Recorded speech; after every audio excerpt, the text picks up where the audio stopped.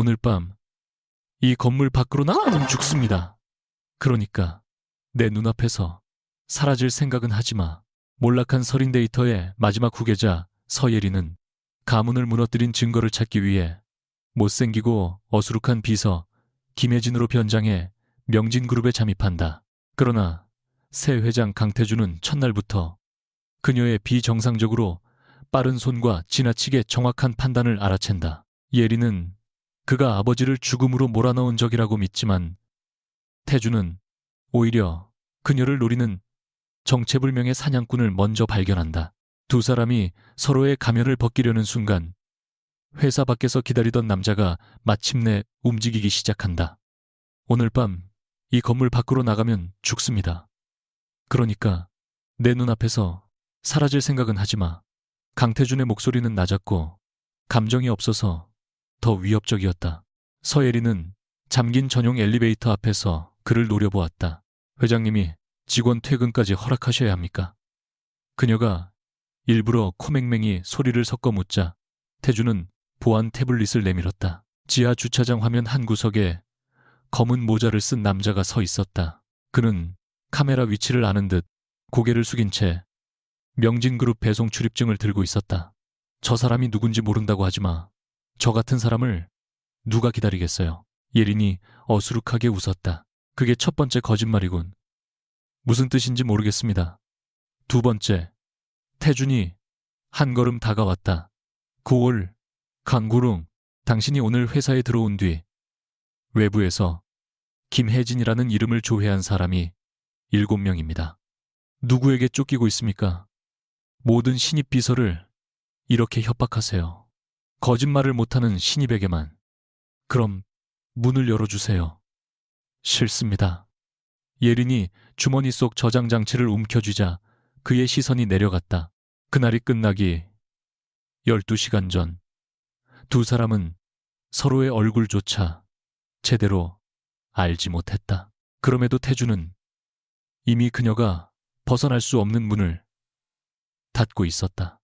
아침 8시 40분 서예리는 명진그룹 본사 로비의 거대한 검은 유리문 앞에서 마지막으로 자신의 모습을 확인했다. 볼에는 피부 트러블처럼 보이는 특수분장을 두껍게 올렸고 눈썹은 일부러 비대칭으로 그렸다. 값싼 회색 정장은 어깨선이 맞지 않았으며 굽이 다른 구두는 걸을 때마다 미세한 소리를 냈다. 어깨 아래로 내려오는 머리카락은 기름져 보이도록 손질했고 도수가 없는 두꺼운 안경테는 눈매를 절반쯤 가렸다. 거울 속 김혜진은 누구도 두 번 돌아보지 않을 여자였다. 바로 그것이 예린이 원한 것이었다.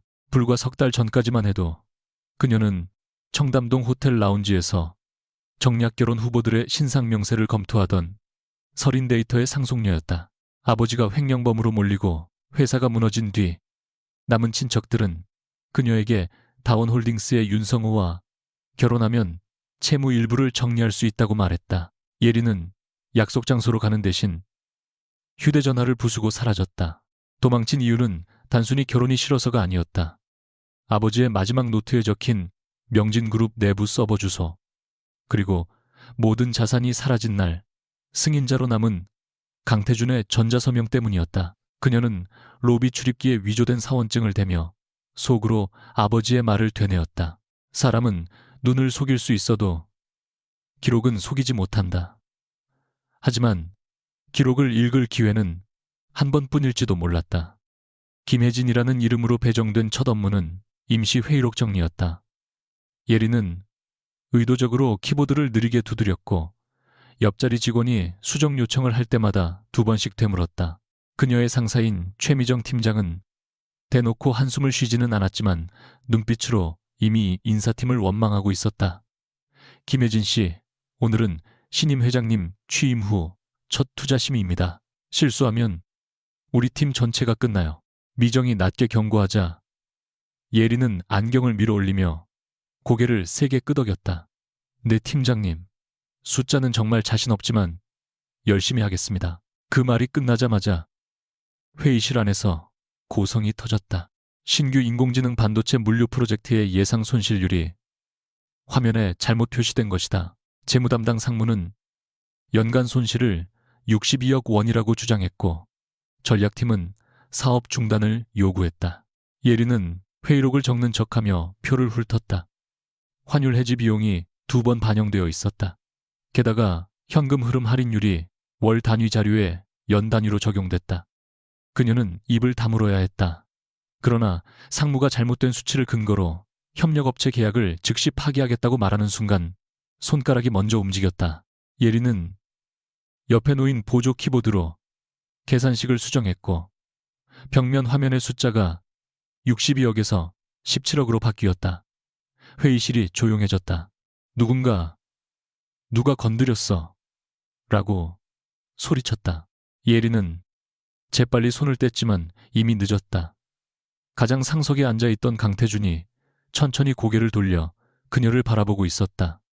사진으로만 보던 강태준은 예상보다 젊었고 예상보다 더 피로해 보였다. 검은 정장은 흠잡을 곳 없이 정돈되어 있었지만 눈 아래에는 며칠째 잠들지 못한 사람의 옅은 그림자가 드리워져 있었다. 그는 수치가 바뀐 화면보다 예린의 손을 먼저 보았다. 방금 계산식 수정한 사람. 태준이 말하자 누구도 대답하지 않았다. 최미정 팀장의 얼굴이 하얗게 질렸다. 예린은 일부러 의자를 밀다 서류철을 떨어뜨렸다. 종이가 바닥에 흩어지고 그녀가 허둥지둥 주우려는 순간 태준이 손에 들고 있던 금속 펜을 테이블 가장자리에서 밀었다. 펜은 예린의 관자놀이 쪽으로 떨어졌다. 그녀의 몸이 생각보다 먼저 반응했다. 왼손이 번개처럼 올라가 펜을 잡았다. 손끝이 공중에서 정확히 멈췄다. 짧은 정적이 흘렀다. 예린은 곧바로 펜까지 바닥에 떨어뜨리며 무릎을 부쉈다. 죄송합니다. 놀라서 그만. 태준은 표정 하나 바꾸지 않았다. 숫자는 자신 없다면서 오류는 정확히 찾았군요. 우연히 엔터를 잘못 눌렀습니다. 잘못 눌러서 수식 3개를 고치고 할인율을 다시 적용했습니까? 컴퓨터가 이상한 것 같습니다. 회의실 한쪽에서 누군가 숨을 삼켰다. 태준은 그녀를 몇 초 더 바라보다가 재무담당 상무에게 수정된 수치로 보고서를 다시 작성하라고 지시했다. 그리고 나가는 예린을 불러 세웠다. 김혜진 씨. 그녀가 돌아보자 그는 바닥의 펜을 턱짓으로 가리켰다. 내 펜입니다. 예린은 펜을 주워 두 손으로 건넸다. 태준은 받지 않고 말했다. 가지고 있어요. 다음번에는 떨어지기 전에 잡을 테니까. 회의가 끝난 지 30분도 지나지 않아 예린의 인사 발령이 바뀌었다. 임시 회의록 담당에서 회장 직속 보조비서로 이동한다는 통보였다. 최미정은 발령서를 3번 읽었고 예린은 속으로 욕설을 삼켰다.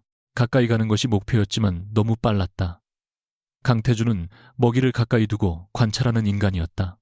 전용층으로 올라간 예린에게 처음 주어진 일은 사라진 계약서 찾기였다. 태준은 같은 제목의 파일 12개를 펼쳐놓고 진짜를 고르라고 했다. 저는 보안 교육을 아직 받지 못했습니다. 그런데 투자심의 계산식은 교육 없이 고쳤죠. 정말 실수였습니다. 그 실수가 회사를 45억 원 덜 잃게 했습니다. 칭찬하시는 건가요? 검사하는 겁니다. 예린은 종이의 질감과 출력 흔적을 살폈다. 진짜 문서는 쉽게 보였지만 일부러 오답 2장을 먼저 골랐다. 3번째의 정답을 내자 태준이 문서 모서리를 두드렸다. 김혜진 씨는 보이는 것보다 영리하군요. 예린은 어깨를 움츠렸다. 사람은 겉모습으로 판단하면 안 된다고 배웠습니다. 나도 그렇게 배웠습니다. 그의 눈이 차갑게 가라앉았다. 그래서 겉모습을 전혀 믿지 않죠. 예린은 그 말이 단순한 경고가 아니라 자신을 향한 선언처럼 들려 불길했다. 그리고 태준은 그녀의 침묵까지 하나의 답으로 기록하고 있었다. 점심 무렵 예린은 태준의 서명을 받아 전략기획실로 내려가다가 복도 끝 보안문에서 낯익은 표식을 발견했다. 은빛 동백꽃이 새겨진 작은 스티커였다. 서린데이터 내부에서 최고 등급 복구 자료에만 사용하던 기호였다. 그녀는 숨을 고르고 주변을 살폈다. 보안문 위 카메라는 오른쪽으로 천천히 회전하고 있었고 사각지대는 정확히 6초였다. 예리는 사원증을 찍는 척하며 휴대용 신호 복제기를 가까이 댔다. 짧은 진동과 함께 접근 코드 일부가 저장됐다. 그때 뒤에서 태준의 목소리가 들렸다. 그 문 너머에 뭐가 있는지 궁금합니까? 예리는 몸을 돌리며 서류를 가슴에 끌어안았다. 화장실을 찾고 있었습니다. 여자 화장실 표시는 반대편입니다. 제가 방향 감각이 좋지 않아서요. 회의실에서는 숫자를 복도에서는 방향을 모르는군. 태준이 다가와 보안문 옆에 손바닥을 댔다. 문이 열리며 차가운 서버실 공기가 흘러나왔다. 안쪽 벽에는 수십 개의 보관함이 있었고 가장 끝에 검은 금고 위에 은빛 동백꽃 문양이 선명하게 붙어 있었다. 예리는 시선을 떼지 못했다. 태준은 그런 그녀의 반응을 옆에서 지켜보았다. 본 적 있습니까? 처음 봅니다. 네 번째, 거짓말. 그가 낮게 말했다. 예린이 웃는 척하자 태준은 문을 다시 닫았다. 앞으로 이 복도에는 혼자 오지 마세요. 회사 규정입니까? 내 규정입니다. 왜 제가 따라야 하죠? 살아남고 싶다면 저녁 8시 대부분의 직원이 퇴근한 뒤에도 태준은 예린을 보내지 않았다. 그는 예정에 없던 회의록 수정과 자료 대조를 연달아 지시했다. 예린은 그가 자신을 의심해 감시하는 것이라고 확신했다. 하지만 밤이 깊어질수록 이상한 점이 늘어났다. 태준은 비서실 직원들에게 지하 주차장을 사용하지 말라고 지시했고 배달 음식도 로비에서 받지 못하게 했다. 건물 외부 조명을 모두 켜고 출입구마다 경호 인력을 2배로 늘렸다. 회장님 회사에 무슨 일이라도 생겼습니까? 예린이 물었다. 업무에 집중하세요. 직원들에게 설명할 책임이 있지 않습니까? 당신이 직원이라는 증거부터 보여주세요. 날카로운 말에 예린은 입을 다물었다. 태준은 자신이 지나쳤다는 것을 알았지만 사과하지 않았다. 대신 책상 서랍에서 작은 붕대 상자를 꺼내 그녀 쪽으로 밀었다. 오전에 서류를 줍다 오진 무릎에서 피가 배어나오고 있었다. 이런 것까지 감시하십니까? 예린이 비꼬자 그는 건조하게 대답했다. 내 시야 안에서 다치는 건 싫어합니다. 회장님, 소유물이라도 된 것 같네요. 소유물은 거짓말을 하지 않죠. 사람은 회장님이 생각하는 것보다 복잡합니다. 그래서 더 위험합니다. 짧은 대화 뒤 침묵이 내려앉았다. 예린은 붕대를 붙이며 그의 손등에 오래된 화상 자국이 있는 것을 보았다. 태준은 그녀의 시선을 알아차리자 곧바로 소매를 내렸다. 두 사람 모두 질문하지 않았다. 서로의 상처를 발견했지만 그것을 약점으로 사용할지 모른 척할지 아직 결정하지 못한 사람들처럼. 밤 10시 반태준은 긴급 이사회 통화를 위해 옆 회의실로 이동하며 예린에게 집무실을 벗어나지 말라고 명령했다. 문이 닫히자 그녀는 즉시 움직였다. 낮에 복제한 코드로 서버 복도에 들어가 카메라의 사각지대를 통과하고 비상 단말기에 저장 장치를 연결했다. 화면에 여러 암호화 폴더가 나타났다. 그중 서린 복구 기록이라는 제목이 그녀의 숨을 튑게 했다. 추가 인증 때문에 내부 파일은 열리지 않았지만 메타데이터 일부는 복사할 수 있었다. 생성자는 강태준 최초 등록일은 아버지가 죽기 이틀 전이었다. 의심이 한 방향으로 쏠렸다. 그는 아버지가 무너지기 전에 이미 이 자료를 알고 있었다. 막을 수 있었거나 직접 함정을 만들었을지도 몰랐다. 복사가 끝나기 직전 조명이 붉게 바뀌었다. 예린은 장치를 소매에 숨겼다. 뒤에서 보안문이 열리고 태준이 나타났다. 길을 잃었다는 핑계는 이제 지겹군요. 자료를 가져오다 문을 잘못 열었습니다. 그럼 왜 개인 장치를 꽂았죠? 제 것이 아닙니다. 5번째, 거짓말. 태준은 다가와 그녀의 손목을 잡았지만 장치를 빼앗지는 않았다. 이 정도로 떨면서도 계속하겠습니까? 무슨 말씀이세요? 당신이 찾는 게 무엇이든 오늘은 여기서 끝내요. 명령입니까? 경고입니다. 그의 손가락은 차가웠지만 힘은 이상할 만큼 조심스러웠다. 예린은 손목을 뿌리치고 전용 엘리베이터로 향했다. 이미 들킨 이상 밖으로 나가 복사한 자료를 확인하고 필요하면 신분을 다시 바꾸면 됐다. 그러나 호출 버튼은 붉은색으로 잠겨 있었고 계단 출입문도 열리지 않았다. 문을 여세요. 안 됩니다. 저를 감금하면 경찰에 신고하겠습니다. 경찰이 오기 전에 당신을 찾는 사람이 먼저 들어오지 않는다면. 태주는 화면을 돌렸다. 지하 주차장에는 검은 모자를 쓴 남자가, 로비에는 김혜진을 찾는 가짜 배송기사가 보였다. 예리는 남자의 얼굴을 몰랐지만 봉투 위 검은 매 문장을 보는 순간 피가 식었다. 다원홀딩스의 표식이었다. 저 사람이 누군지 모른다고 하지 마. 모릅니다. 그럼 왜 다원 로고를 보자마자 도망갈 경로부터 확인했죠. 예리는 대답하지 못했다. 태준이 그녀와 엘리베이터 사이를 막았다. 당신은 출입구와 카메라 사각지대를 외웠고 내 서버에 침입했습니다. 그런데도 밖에 있는 사람이 더 무섭군요. 회장님과는 상관없는 일입니다.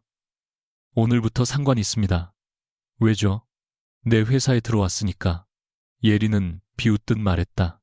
보호하는 척, 감시하려는 거겠죠? 태준은 부정하지 않았다. 감시와 보호는 동시에 할 수 있습니다. 정말 오만하시네요. 살아있는 사람이 나를 욕하는 편이 시체보다 낫습니다. 그의 목소리에는 허세가 아니라 이미 한번 누군가를 잃어본 사람의 냉기가 배어 있었다. 태주는 경호팀의 지하 출입구를 봉쇄하고 가짜 배송기사를 붙잡되 경찰이 도착하기 전에는 신분증과 차량 번호만 확보하라고 지시했다. 예리는 그가 왜 자신에게 아무 설명도 하지 않는지 이해할 수 없었다. 더 정확히 말하면 이해하고 싶지 않았다. 강태준이 자신을 보호할 이유는 없었다. 그는 아버지 회사의 마지막 자산이 넘어간 거래에 서명한 사람이었다. 서버에는 아버지가 죽기 전부터 만든 복구 기록이 있었다. 선의처럼 보이는 행동은 더 큰 함정을 위한 준비일 수 있었다. 그녀가 다시 문을 열라고 요구하자 태주는 마침내 처음에 말을 했다. 오늘 밤 이 건물 밖으로 나가면 죽습니다. 그러니까 내 눈앞에서 사라질 생각은 하지 마. 예리는 그의 얼굴에서 허세나 과장을 찾으려 했지만 보이지 않았다. 그 대신 한순간 드러난 것은 두려움이었다. 자신을 위한 두려움이 아니라 누군가를 또 잃게 될까봐 숨기지 못한 사람의 공포였다. 그러나 그 감정은 곧 사라지고 냉정한 회장의 얼굴만 남았다. 저를 어디까지 알고 있습니까? 예린이 물었다. 태주는 대답 대신 그녀의 소매 속 저장 장치를 바라보았다. 당신이 김혜진이 아니라는 것. 그럼 제 이름도 압니까? 아직은 확인 중입니다. 그것은 거짓말이었다. 태준의 집무실 태블릿에는 이미 서예린의 과거 사진과 오늘 아침 로비 영상이 나란히 떠 있었다. 그는 그녀가 누구인지 알고 있었다. 다만 왜 자신을 적으로 믿는지, 그리고 다원홀딩스가 왜 그녀를 사냥하는지는 아직 완전히 알지 못했다. 같은 시각 명진그룹 지하 주차장 밖 검은 세단 안에서 윤성호는 휴대전화 화면을 내려다보고 있었다. 화면에는 두꺼운 안경과 회색 정장을 입은 여자가 전용층 엘리베이터 앞에 서 있는 흐릿한 사진이 떠 있었다. 얼굴은 달라 보였지만 왼손으로 오른쪽 손목을 감싸는 습관은 같았다. 어린 시절부터 긴장할 때마다 나타나는 서예린의 버릇이었다. 성호는 천천히 웃으며 운전석에 앉은 남자에게 물었다. 맞선에 나오지 않은 이유가 이거였군. 남자가 조심스럽게 말했다. 경호가 강화됐습니다. 오늘은 접근이 어렵습니다. 접근할 필요 없어. 강태준이 곁에 두고 있다는 사실만 확인하면 됐으니까. 성호는 사진을 확대했다. 예린의 옆에는 태준이 서 있었고 두 사람의 거리는 타인이라고 보기에는 지나치게 가까웠다. 그의 미소가 사라졌다. 엿사는 내가 고른 여자를 먼저 숨겨준 건가? 그는 검은 봉투에서 오래된 초대장을 꺼냈다. 서예린의 이름과 윤성호의 이름이 나란히 인쇄되어 있었다. 성호는 예린의 이름 위를 손가락으로 천천히 문질렀다. 괜찮아. 한 번 도망간 사람은 두 번째에는 더 멀리 가지 못해. 그 순간 명진그룹 옥상 보안 카메라가 차량 번호를 확대해 기록했고 전용층에서 화면을 지켜보던 태준의 눈빛이 차갑게 굳었다. 그리고 예리는 아직 알지 못했다. 자신이 훔친 자료 속 생성 날짜보다 더 위험한 것은 강태준이 이미 오래전부터 은빛 동백꽃 아래 그녀의 이름을 보관하고 있었다는 사실을. 다음날 아침 서예리는 명진그룹 전용층 휴게실 소파에서 눈을 떴다. 창밖의 서울은 이미 회색빛 출근 차량으로 가득했지만 그녀의 휴대전화는 밤새 전원이 꺼진 채 태준의 책상 위에 놓여 있었다. 예리는 일어나자마자 집무실 문을 열었다. 강태준은 밤새 같은 자리에 있었던 사람처럼 셔츠 소매만 걷은 채 서류를 읽고 있었다. 제 휴대전화 돌려주세요. 그녀가 손을 내밀자 태준은 시선을 들지 않았다. 배터리가 없더군요. 회장님이 껐잖아요. 위치 추적 신호가 계속 나갔습니다. 누가 제 위치를 추적하든 회장님과 무슨 상관입니까? 태준은 그제야 서류를 내려놓았다. 어젯밤 지하 주차장에 있던 차량은 다원홀딩스 계열사 명의였습니다. 배송기사로 위장한 남자는 가짜 신분증을 썼고 경찰이 도착하기 전에 사라졌습니다. 예린의 손끝이 굳었다. 그러나 그녀는 일부러 놀란 표정을 지었다. 다원홀딩스가 저 같은 계약직을 왜 찾겠어요? 그 질문을 내가 하고 있습니다. 제가 모른다고 했잖아요. 김혜진 씨가 모르는 건 너무 많군요. 숫자도 모르고 방향도 모르고 자신을 찾는 사람도 모릅니다. 태준은 휴대전화를 그녀에게 건네며 낮게 덧붙였다. 그런데 위험한 순간마다 어디로 도망가야 하는지는 정확히 압니다. 예리는 기기를 낚아채듯 받아들었다. 화면을 켜자 삭제하지 않은 발신 기록 한 줄이 눈에 들어왔다. 발신자는 표시되지 않았고 단 한 문장만 남아 있었다. 약속을 피했다고 끝난 게 아닙니다. 예리는 재빨리 화면을 닫았지만 태준은 이미 그녀의 미세한 반응을 놓치지 않았다. 오전 9시 비서실 전체에 새로운 인사공지가 전달됐다. 김혜진이 회장직 속 일정 보조로 정식 배치되었다는 내용이었다. 그녀가 전용층 회의실에 들어서자 대화가 한순간 끊겼다. 누구도 노골적으로 비웃지는 않았지만 의심과 불만은 숨기지 못했다. 경력도 불분명하고 실수까지 한 신입이 하루 만에 회장 곁으로 올라왔으니 당연한 반응이었다. 최미정 팀장은 예린에게 두꺼운 문서 묶음을 건네며 조용히 말했다. 회장님은 이유 없이 사람을 가까이 두지 않아요. 좋은 의미일 수도 있고 아주 나쁜 의미일 수도 있어요. 예린은 어수룩하게 웃었다. 제가 일을 잘해서 그런 거 아닐까요? 어제 숫자는 자신 없다면서요. 미정의 시선이 날카롭게 스쳤다. 여기서는 능력을 숨기는 사람보다 목적을 숨기는 사람이 더 위험해요. 그 말이 끝나자 태준이 회의실로 들어왔다. 그는 제목과 금액은 같았지만 문장 한 줄씩이 미세하게 달랐다. 오후 회의 전에 원본을 골라내세요. 예린이 난처한 표정을 지었다. 제가 법무팀도 아닌데 어떻게 구별합니까? 어제는 재무팀도 아니면서 오류를 찾았죠. 우연이었다고 말씀드렸습니다. 오늘도 우연을 기대합니다. 태준은 그녀의 책상에 작은 은색 타이머를 올려놓았다. 제한 시간은 15분이었다. 예린은 문서의 출력 일련 번호와 봉인 흔적만 보고도 원본을 알아봤지만 곧바로 집어들지 않았다. 일부러 오답 2장을 골라 태준의 표정을 살핀 뒤 마지막에 진짜 계약서를 내밀었다. 태준은 타이머를 멈추며 말했다. 정답을 알고도 2번 틀렸군요. 무슨 말씀이세요? 당신은 영리한 게 들키는 걸 싫어합니다. 회장님은 사람을 너무 의심하세요. 아니요, 사람은 충분히 의심해도 늘 모자랍니다. 태준은 그날 오후 예린을 데리고 판교 연구센터로 향했다. 공식 일정표에는 온라인 회의만 적혀 있었으나 출발 10분 전 갑자기 차량이 준비됐다. 예린은 이 변화가 자신을 시험하기 위한 것인지 아니면 어젯밤의 침입자 때문인지 판단할 수 없었다. 검은 세단이 한강을 건너 고속도로에 진입한 지 얼마 지나지 않아 뒤쪽 차선에 같은 차량이 3번 나타났다. 예리는 사이드 미러를 보는 대신 유리창에 비친 흐릿한 반사를 확인했다. 태주는 태블릿을 읽는 척하며 그녀의 시선을 관찰하고 있었다. 뒤차가 신경 쓰입니까?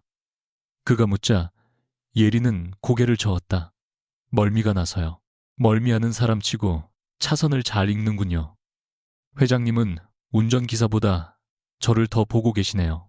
기사에게는 숨기는 게 없으니까. 바로 그때 태준이 손을 내밀어 예린의 휴대전화를 빼앗았다. 그는 전원을 끄고 배터리가 분리되지 않는 기기를 전파, 차단, 파우치에 넣었다. 지금 뭐 하시는 겁니까? 추적을 끊는 중입니다. 제 동의는요. 설명하는 동안 뒤차가 따라옵니다. 태주는 기사에게 다음 분기점에서 빠지라고 지시했다. 차량은 예정된 도로를 벗어나 좁은 진입로로 들어갔고 뒤따르던 검은 세단도 그대로 방향을 틀었다. 예린의 심장이 빨라졌다. 태주는 회사 차량 2대를 다른 출구로 보내고 지하 물류 통로를 통해 연구센터에 진입했다. 모든 움직임은 빠르고 정확했지만 예린은 자신이 보호받는다는 느낌보다 관리되고 있다는 불쾌감이 더 컸다. 그녀가 말하자 태준의 표정이 순간 굳었다. 당신도 마찬가지입니다. 저는 평범한 비서예요. 평범한 비서는 미행 차량의 사각지대를 세지 않습니다. 연구센터에서 진행된 보안 점검은 겉으로는 신제품 출시 전 검토였지만 실제로는 내부 정보 유출 경로를 찾기 위한 조사였다. 태주는 예린에게 접근 권한이 제한된 회의 자료를 정리하게 했다. 자료 안에는 일부러 틀린 서버 주소, 존재하지 않는 협력사 이름, 잘못된 계약 날짜가 섞여 있었다. 예린은 그것이 함정임을 곧바로 알아챘다. 태주는 자료가 어느 경로로 빠져나가는지 확인하려는 것이었다. 그녀는 틀린 부분을 수정하지 않고 그대로 정리하는 척했지만 마지막 파일에서 서린 데이터의 옛 자산 코드와 연결된 내부 계정을 발견했다. 계정 이름은 화림재단이었다. 서린 데이터가 무너진 직후 핵심 특허를 인수한 유령법인과 같은 이름이었다. 예린은 눈을 감았다 뜨며 감정을 눌렀다. 이 계정에 접근하려면 회장실 보안 카드가 필요했다. 마침 태준이 연구소장과 대화하는 사이 그의 재킷 안쪽에서 카드 끝이 보였다. 예린은 물병을 일부러 넘어뜨렸다. 연구소 직원들이 바닥을 닦느라 시선을 돌린 순간 그녀는 태준의 카드 표면을 손바닥만한 복제기에 스쳤다. 짧은 진동이 느껴졌다. 그러나 태준은 대화를 멈추지 않은 채 그녀를 바라보고 있었다. 있었느라. 그러나 예린은 물에 젖은 서류를 들고 난감한 표정을 지었다. 죄송합니다. 제가 또 실수했네요. 그러게요. 태준은 아무 말 없이 자신의 카드를 꺼내 확인했다. 실수가 너무 정확한 위치에서 반복됩니다. 제가 원래 운이 나쁩니다. 운이 나쁜 사람은 오래 살아남기 어렵죠. 그의 말에는 경고와 함께 설명하기 힘든 염려가 섞여 있었다. 예린은 그것을 믿지 않기로 했다. 서울로 돌아온 뒤 예린은 태준이 다른 회의에 들어간 틈을 타 전용층 보안구역으로 향했다. 복제한 카드 신호는 한 번만 작동했다. 문이 열리자 그녀는 숨도 제대로 쉬지 않고 내부 단말기를 켰다. 화림재단 계정에는 서린 데이터의 특허 이전 기록과 자금 이동 내역이 정리되어 있었다. 표면적으로는 정상적인 인수였지만 계약일 전날 수십억 원이 명진그룹의 한 계열사에서 중간 법인으로 흘러들어갔다. 최종 승인란에는 강태준의 이름이 있었다. 예린은 아버지 장례식 날 들었던 친척들의 말을 떠올렸다. 강태준이 서린의 기술을 헐값에 삼켰다. 내 아버지는 그걸 막으려다 모든 걸 잃었다. 그녀는 손가락이 떨리는 것을 억누르며 파일을 복사했다. 그러나 세부 로그를 살피던 중 이상한 점이 보였다. 승인 시각은 새벽 2시 17분이었고 같은 시간 태준의 계정은 해외 접속 차단 상태로 표시되어 있었다. 누군가 그의 권한을 우회했거나 기록 자체가 조작된 셈이었다. 예리는 그 가능성을 오래 보지 않았다. 태주는 회장 일가였다. 권한을 빌려준 뒤 흔적을 지웠을 수도 있었다. 그녀는 자신이 원하는 결론을 먼저 선택했다. 파일을 닫으려는 순간 뒤에서 문이 열렸다. 이번에는 화장실도 길을 잃었다는 말도 못 쓰겠군요. 태준이 서 있었다. 예리는 저장 장치를 주머니에 넣으며 태연하게 말했다. 회장님, 지시 자료를 찾고 있었습니다. 내가 지시한 자료는 2층에 없습니다. 그럼 제가 잘못 들었나 보네요. 태준은 그녀에게서 단말기로 시선을 옮겼다. 화림재단을 왜 찾았습니까? 예린의 눈동자가 흔들렸다. 처음 듣는 이름입니다. 김혜진 씨. 그의 목소리가 낮아졌다. 당신이 나를 속이는 것보다 더 위험한 건 틀린 결론을 믿고 움직이는 겁니다. 제가 무슨 결론을 내렸는지 아세요? 알고 싶지 않습니다. 겁나십니까? 당신이 답을 얻기도 전에 죽을까봐 그렇습니다. 그날 밤 태주는 예린을 다시 야근에 붙잡았다. 이번에는 보안팀이 아닌 재무자료 검토라는 명분이었다. 자정이 가까워지자 사무실에는 두 사람만 남았다. 예린은 낮에 복사한 파일을 암호화하면서도 그가 자신을 놓아주지 않는 이유를 계산했다. 증거를 지우기 위해서인지, 자신을 이용해 누군가를 끌어내기 위해서인지, 아니면 정말 보호하려는 것인지. 그때 복도에서 화재 경보음이 울렸다. 실제 화재가 아닌 시스템 점검 알림이었지만 태준의 손이 멈췄다. 펜이 바닥에 떨어졌다. 그의 호흡이 갑자기 짧아졌고 시선은 아무것도 보지 못하는 사람처럼 벽 한 곳에 고정됐다. 예리는 처음에는 함정이라고 생각했다. 그러나 태준의 손등에 드러난 화상 자국과 어제 본 공포가 연결되자 자리에서 일어났다. 회장님, 저를 보세요. 그는 대답하지 않았다. 예리는 경보음을 끄려 했지만 시스템 권한이 없었다. 대신 그의 앞에 서서 시야를 가렸다. 지금 불은 없습니다. 여기는 전용층이고 창문도 닫혀 있어요. 제 목소리만 들으세요. 태준의 숨이 더 거칠어졌다. 그녀는 그의 손목을 잡아 맥박을 느꼈다. 4가지 들이쉬고 6가지 내쉬세요. 하나, 둘, 셋, 넷. 몇 번의 호흡 끝에 태준의 시선이 서서히 돌아왔다. 그는 자신을 붙잡은 예린의 손을 내려다보더니 갑자기 뿌리쳤다. 누가 들어오라고 했습니까? 쓰러질 것 같아서요. 보지 않은 걸로 하세요. 회장님도 약점이 있군요. 예린이 일부러 차갑게 말하자 그의 얼굴이 굳었다. 약점이 아닙니다. 그렇게까지 부정하면 더 약점처럼 보여요. 잠시 침묵하던 태준은 바닥에 펜을 주워들었다. 당신은 위험할 때마다 다른 사람이 됩니다. 회장님도 마찬가지네요. 그 순간 두 사람 사이에 처음으로 의심이 아닌 이해가 스쳤다. 하지만 누구도 그 감정을 인정하지 않았다. 태준이 호흡을 되찾은 뒤 예리는 다시 자리에 앉았다. 셔츠 소매를 정리하던 그의 시선이 그녀의 손목에 멈췄다. 낡은 가죽줄에 연결된 오래된 손목 시계가 소매 밖으로 드러나 있었다. 유리는 금이 같고 초침은 11시 43분에서 멈춰 있었다. 고장난 시계를 왜 차고 다닙니까? 태준이 물었다. 예리는 반사적으로 시계를 감쌌다. 버리기 아까워서요. 아버지 물건입니까? 예린의 눈빛이 날카로워졌다. 왜 그렇게 생각하죠? 사람은 가치 없는 물건을 저렇게 만지지 않습니다. 태준은 시계를 더 이상 보지 않고 화면으로 시선을 돌렸다. 수리할 수 있을 겁니다. 어떤 건 고쳐도 예전처럼 돌아가지 않아요. 그래도 멈춘 채 들고 다니는 것보다는 낫겠죠. 예리는 그 말이 시계가 아닌 자신에게 하는 말처럼 느껴졌다.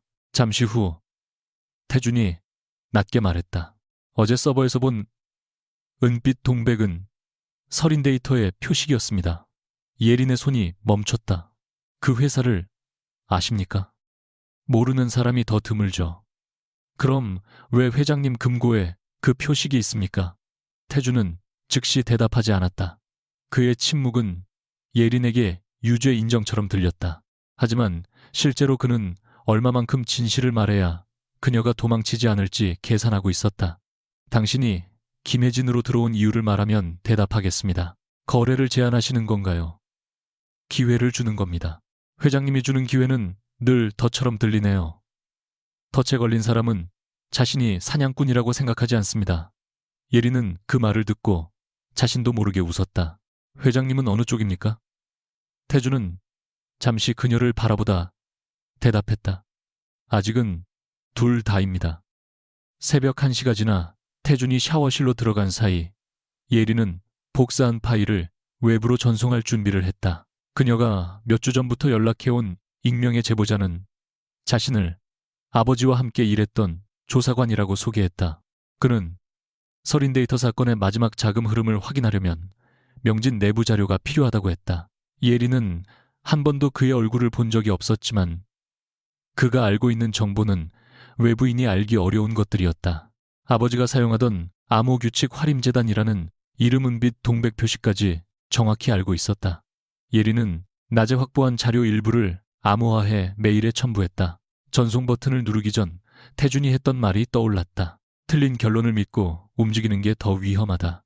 그녀는 파일의 승인 시각이 이상하다는 사실을 다시 확인했다.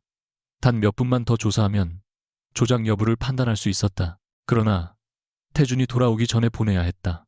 진실을 손에 넣으려면 누군가는 먼저 배신해야 한다고 그녀는 믿었다. 결국 예리는 전송을 눌렀다. 화면에 수신 완료라는 문구가 나타났다. 몇 초 뒤 익명의 제보자가 답장을 보냈다. 아주 잘했습니다. 이제 마지막 위치만 확인하면 됩니다. 문장은 평범했지만 마지막이라는 단어가 이상하게 차갑게 느껴졌다. 예리는 발신 경로를 추적하려 했으나 주소는 이미 사라졌다. 대신 자신의 노트북 상단 카메라 옆에 작은 녹색 불이 한 번 켜졌다가 꺼졌다. 그녀는 숨을 멈췄다. 파일을 전송한 순간 상대는 자료뿐 아니라 기기 위치까지 가져간 것이다. 같은 시각 한남동의 조용한 저택에서 윤성호는 대형 화면에 떠오른 지도를 바라보고 있었다. 붉은 점은 명진그룹 본사 전용층을 정확히 가리키고 있었다. 그의 옆에는 서린 데이터의 옛 직원 명단과 예린이 가짜 이름으로 제출한 입사 지원서가 펼쳐져 있었다. 성호는 방금 도착한 파일을 열어 강태준의 승인 기록을 확인한 뒤 낮게 웃었다. 역시 내가 생각한 대로 움직이는군. 옆에 서 있던 수행비서가 조심스럽게 물었다. 자료를 더 보내게 둘 겁니까? 물론이지. 예리는 자신이 강태준을 속이고 있다고 믿어. 강태준은 자신이 예린을 보호한다고 믿고 성호는 판교 고속도로에서 촬영된 사진을 화면에 띄웠다. 검은 세단 뒷좌석에 앉은 예린과 태준의 얼굴이 유리창 너머로 보였다. 사진 속 태준은 서류가 아니라 예린을 바라보고 있었다. 성호의 손가락이 화면 위 태준의 얼굴을 눌렀다. 문제는 저 남자가 생각보다 빨리 관심을 가졌다는 거야. 접근 명령을 내릴까요? 아니, 아직은 둘이 서로를 더 의심하게 둬. 성호는 예린이 보낸 파일의 마지막 페이지를 확대했다. 거기에는 태준의 전자서명과 함께 조작된 접속 기록이 들어있었다. 이것은 성호가 오래전부터 준비해둔 흔적이었다. 예린이 증거를 찾을수록 태준을 범인이라 믿게 만드는 미끼였다. 사람은 사랑에 빠졌을 때보다 배신당했다고 믿을 때 그가 미소 지으며 말했다. 서예린은 결국 강태준의 금고를 열 거야. 그리고 그 안에 있는 진짜 장부를 내게 가져오겠지. 화면 한쪽에는 또 다른 창이 떠 있었다. 명진그룹 내부 보안망에서 누군가 익명 계정의 움직임을 역추적하고 있었다. 사용자 이름은 강태준이었다. 성호의 미소가 잠시 멈췄다가 다시 짙어졌다. 좋아, 이제 사냥꾼이 둘이군. 전용층 집무실로 돌아온 태준은 예린이 급히 닫은 노트북을 한번 바라봤다. 그는 아무것도 묻지 않은 채 자신의 자리에 앉았다. 그러나 책상 아래 보안 화면에는 외부 전송 기록과 수신 서버의 일부 주소가 이미 표시되어 있었다. 태준은 전송을 막을 수도 있었지만 그러지 않았다. 상대가 누구인지 확인하려면 줄을 더 길게 풀어야 했다. 다만 예린이 미끼라는 사실만은 인정하고 싶지 않았다. 그는 그녀가 졸음을 참으며 문서를 정리하는 모습을 오래 바라보다가 말했다. 오늘은 여기까지 하죠. 예린이 의심스러운 얼굴로 그를 보았다. 갑자기 퇴근시켜 주시는 겁니까? 집에는 가지 않습니다. 또 감금하려고요. 호텔 보안층에 방을 잡았습니다. 비서팀 직원 둘과 경호가 함께 갑니다. 싫습니다. 의견을 묻지 않았습니다. 예린은 자리에서 일어나며 차갑게 말했다. 회장님은 모든 사람을 숫자처럼 배치하면 안전해진다고 믿나 보네요. 태준의 표정이 굳었다. 안전해지지 않아도 죽는 것보다는 낫습니다. 제가 죽을지 살지는 제가 결정합니다. 그런 말은 살아남은 뒤에 하세요. 예린은 가방을 들고 문으로 향했다. 태준은 그녀를 막지 않았지만 마지막으로 낮게 말했다. 김혜진 씨, 오늘 보낸 파일 때문에 상대는 당신 위치를 알게 됐습니다. 예린의 발이 멈췄다. 무슨 파일 말씀이세요? 6번째. 거짓말. 태준은 화면을 돌리지 않은 채 덧붙였다. 다음에는 내가 모르는 척 해줄 거라고 기대하지 마세요. 예린은 뒤돌아보지 않았다. 공공옌 말이 부른데 그러나 문손잡이를 잡은 손이 떨리고 있었다. 그녀는 그가 자신을 얼마나 알고 있는지 두려웠고 그보다 더 두려운 것은 자신이 그를 완전히 미워하지 못하기 시작했다는 사실이었다. 아침 7시 호텔 보안층 객실 문 앞에 흰색 상자가 놓여 있었다. 경호원 2명이 복도 양끝을 지키고 있었고 배달 기록에도 외부 방문자는 없었다. 서예린은 상자를 보는 순간 걸음을 멈췄다. 은색 리본 아래에는 검은 매문장이 찍혀 있었다. 다원 홀딩스였다. 경호원이 상자를 치우려 하자 예린은 먼저 손을 뻗었다. 제가 확인할게요. 회장님. 지시로 모든 물품은 보안팀이 먼저 검사해야 합니다. 제 이름으로 온 물건입니다. 그녀가 차갑게 말하자 경호원은 잠시 망설이다 휴대용 탐지기로 상자를 훑었다. 폭발물이나 전자장치는 없었다. 뚜껑을 열자 오래된 사진 한 장과 검은 벨벳 케이스가 나타났다. 사진 속에는 16살의 서예린이 아버지 곁에 서 있었고 얼굴 옆에는 붉은 펜으로 작은 원이 그려져 있었다. 벨벳 케이스에는 진주 귀걸이 한 쌍이 들어 있었다. 어머니가 맞선 당일 착용하라고 준비했던 것과 같은 디자인이었다. 사진 뒷면에는 짧은 문장이 적혀 있었다. 첫 번째 약속은 놓쳤지만 두 번째는 반드시 지키게 될 겁니다. 예린의 손끝이 차가워졌다. 문이 열리며 강태준이 들어왔다. 그는 사진을 보자 표정이 완전히 굳었다. 누가 이걸 가져왔습니까? 회장님 경호가 완벽하지 않다는 뜻이겠죠. 질문에 대답하세요. 저도 모릅니다. 태준이 사진을 빼앗듯 가져가자 예린은 손을 잡아챘다. 제 물건입니다. 이건 선물이 아니라 표식입니다. 저도 그 정도는 압니다. 태준의 시선이 사진 속 소녀와 눈앞의 여자를 번갈아 오갔다. 그렇다면 더 이상 김혜진 인척할 이유도 없겠군요. 서예린 씨. 객실 안의 공기가 한순간 얼어붙었다. 예린은 놀란 표정을 지우고 천천히 문을 닫았다. 언제부터 알았습니까? 입사 첫날부터 의심했고 어젯밤 확인했습니다. 그런데도 모르는 척했군요. 당신도 마찬가지입니다. 저는 살아남기 위해 숨었습니다. 나는 누가 당신을 찾는지 알아내기 위해 기다렸습니다. 태준은 사진을 테이블 위에 내려놓고 벨벳 케이스를 장갑 낀 손으로 열었다. 귀걸이 뒤쪽에는 미세한 위치 추적 장치가 붙어 있었다. 예린은 자신도 모르게 한 걸음 물러섰다. 태준은 장치를 분리해 투명 봉투에 넣었다.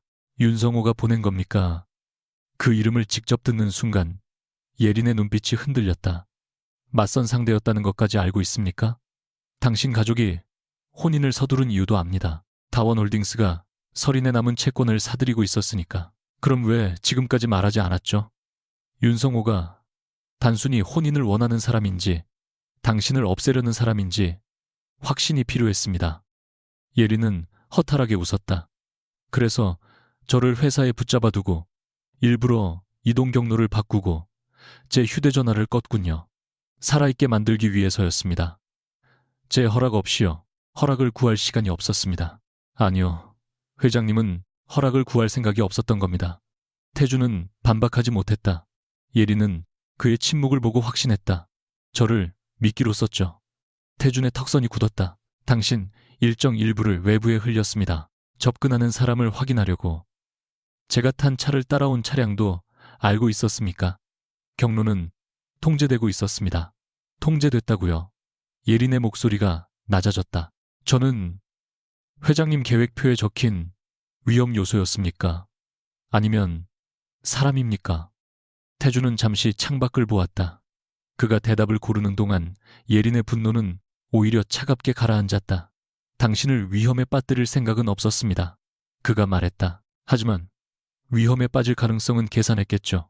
경호 차량과 대체 경로가 준비돼 있었습니다. 그게 회장님 방식이군요.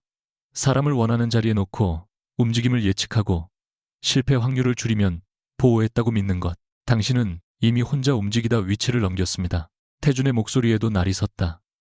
당신이 보낸 파일 때문에 윤성호는 당신이 어디에 있는지 알게 됐습니다. 그런데도 내가 설명하지 않은 것만 문제입니까? 적어도 저는 제 선택으로 움직였습니다. 틀린 선택이었습니다. 누가 판단하죠? 결과가 판단합니다.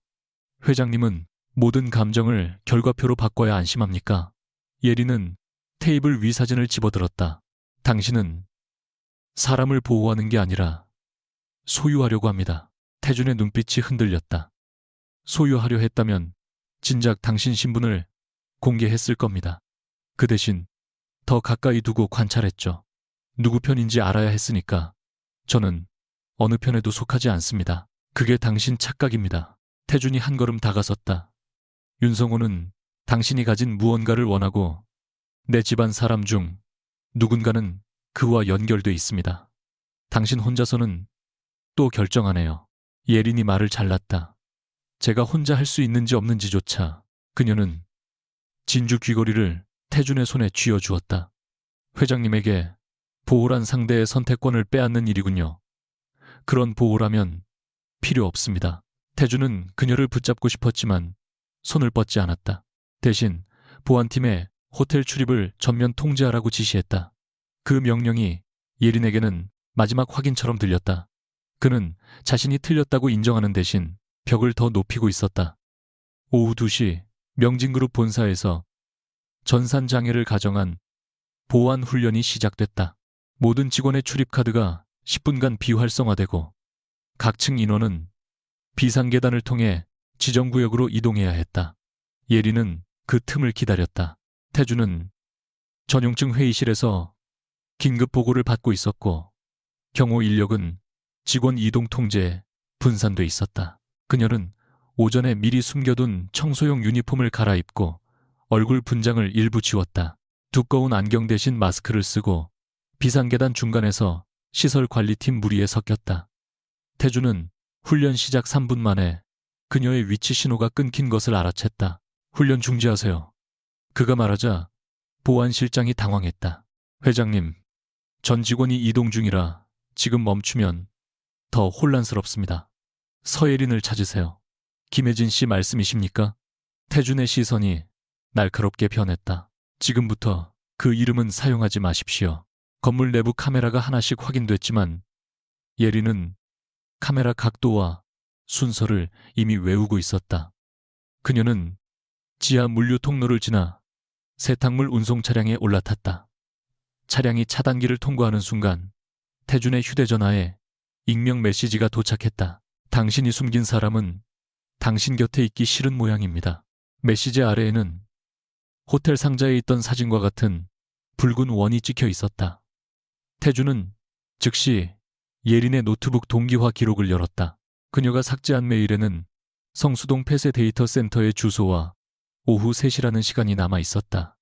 보안팀이 출동 준비를 하자 태준은 차갑게 말했다. 경찰에는 아직 알리지 마세요. 내부에 윤성호와 연결된 사람이 있습니다. 혼자 가실 생각입니까? 내가 만든 실수입니다. 그는 재킷을 집어들었다. 내가 먼저 확인합니다. 예리는 성수동 골목 끝에 남겨진 데이터 센터 앞에서 택시를 내렸다. 외벽은 철거를 기다리는 건물처럼 낡아 있었지만 지하 출입구에는 최근 교체한 전자 잠금 장치가 달려 있었다. 익명의 제보자는 아버지 사건의 원본 장부를 보여주겠다고 했다. 예리는 이것이 함정일 가능성을 알고 있었다. 그러나 태준이 모든 정보를 통제하는 상황에서 다른 길이 없다고 스스로를 설득했다. 그녀는 코트 안주머니에 소형 경보기와 신호 송신기를 넣고 지하로 내려갔다. 서버렉이 비어있는 넓은 공간 한가운데 검은 정장을 입은 남자가 등을 보이고 서 있었다. 생각보다 빨리 왔군요. 그가 돌아섰다. 사진으로만 보았던 윤성호였다. 부드러운 인상과 정돈된 미소는 재벌가 혼담 기사에 실린 모습 그대로였지만 눈에는 온기가 없었다. 당신이 제보자였습니까?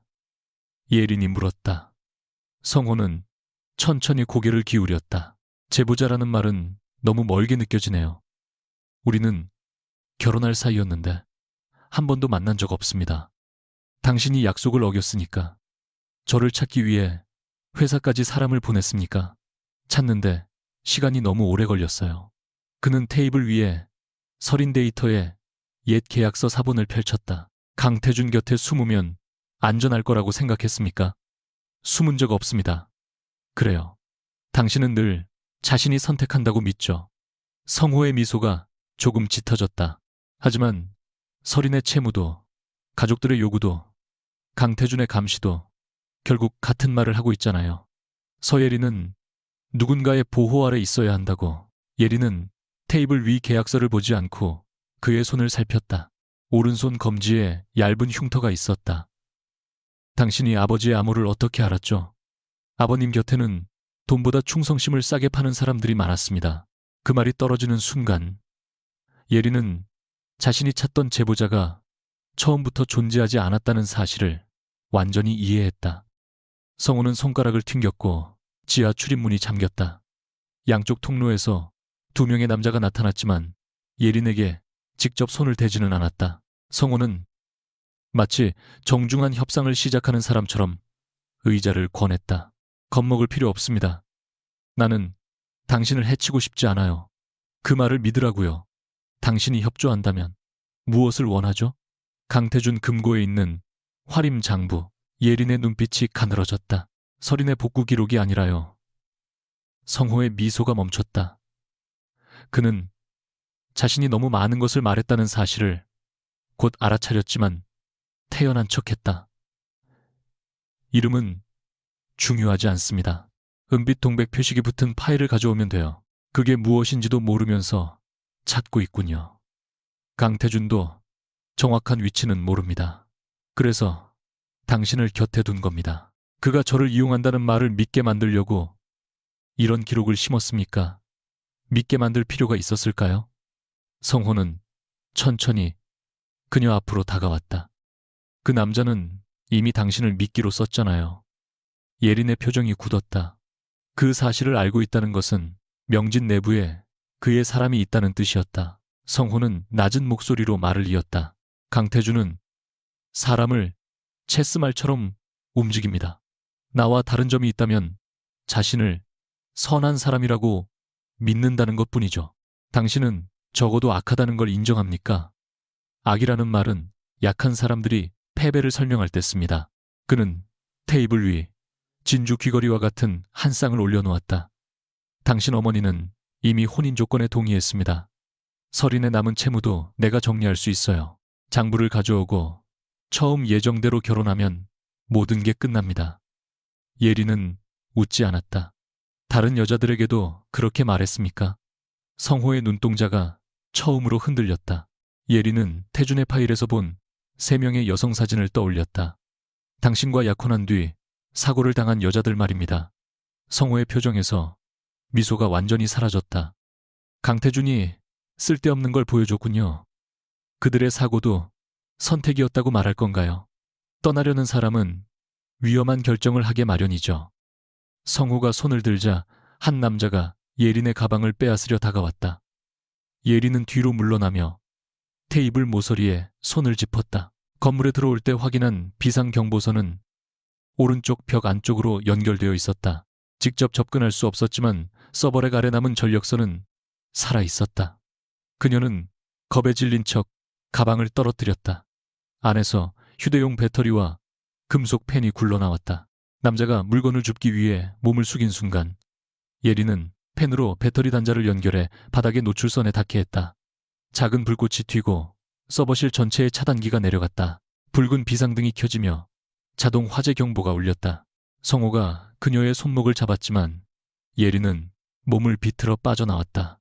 당신은 처음부터 도망칠 생각이었군. 그의 목소리가 낮게 변했다. 저는 누구의 소유도 아닙니다. 예리는 경보기 버튼을 눌렀다. 그러나 신호가 잡히지 않았다. 성호가 미리 전파를 차단한 것이다. 그는 출입문 쪽을 막으며 말했다. 강태준이 올 거라고 기대합니까? 아니요. 예리는 비상등 아래 천장을 바라봤다. 소방 시스템이 오길 기대하죠. 그녀가 전력선을 끊어 만든 오류는 단순 경보가 아니라 외부 시설 관리 서버로 자동 보고되는 종류였다.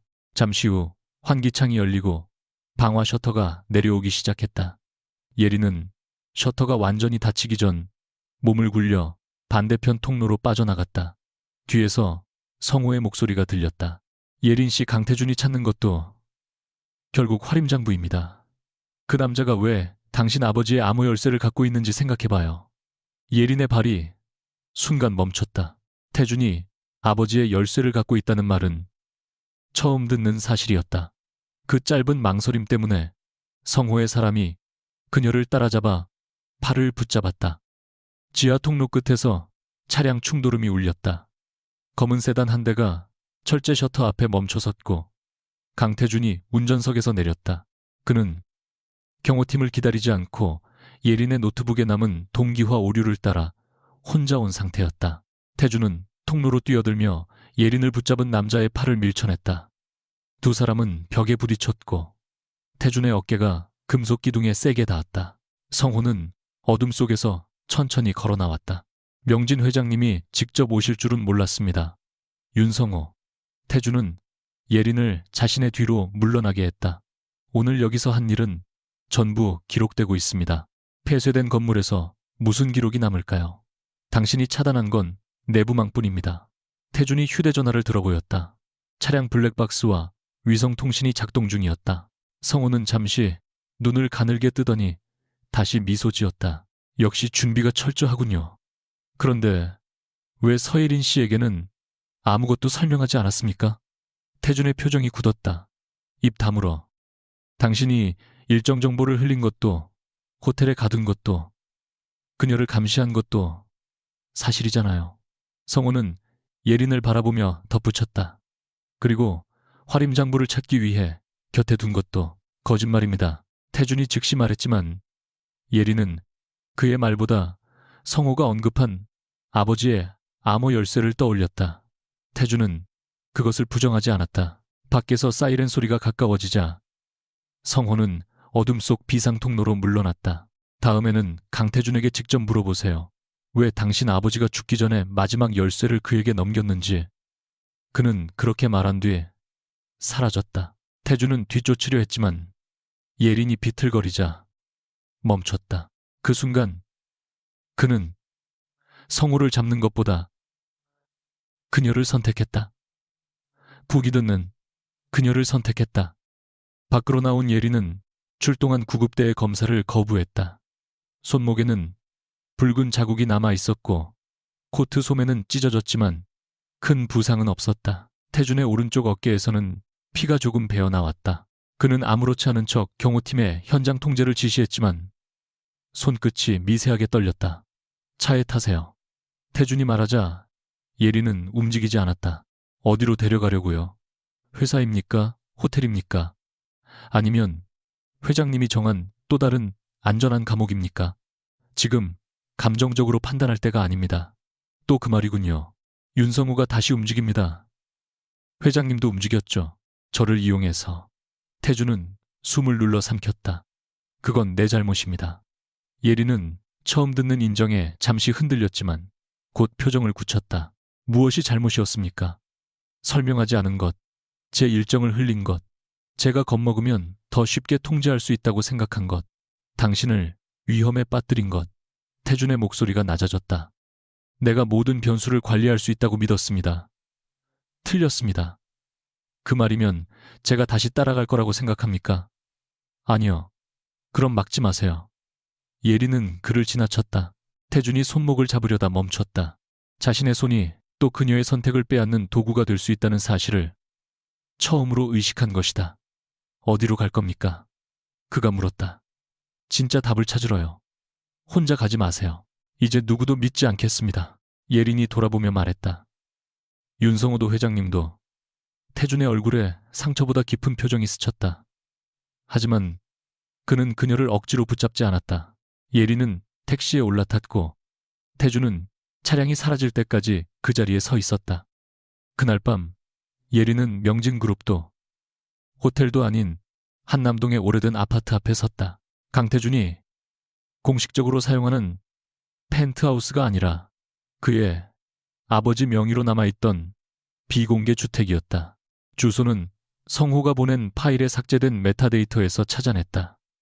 예린은 태준이 자신을 감시하며 수집한 자료 중 하나를 역으로 이용했다. 현관 잠금 장치는 어렵지 않았지만 내부에는 예상보다 아무것도 없었다.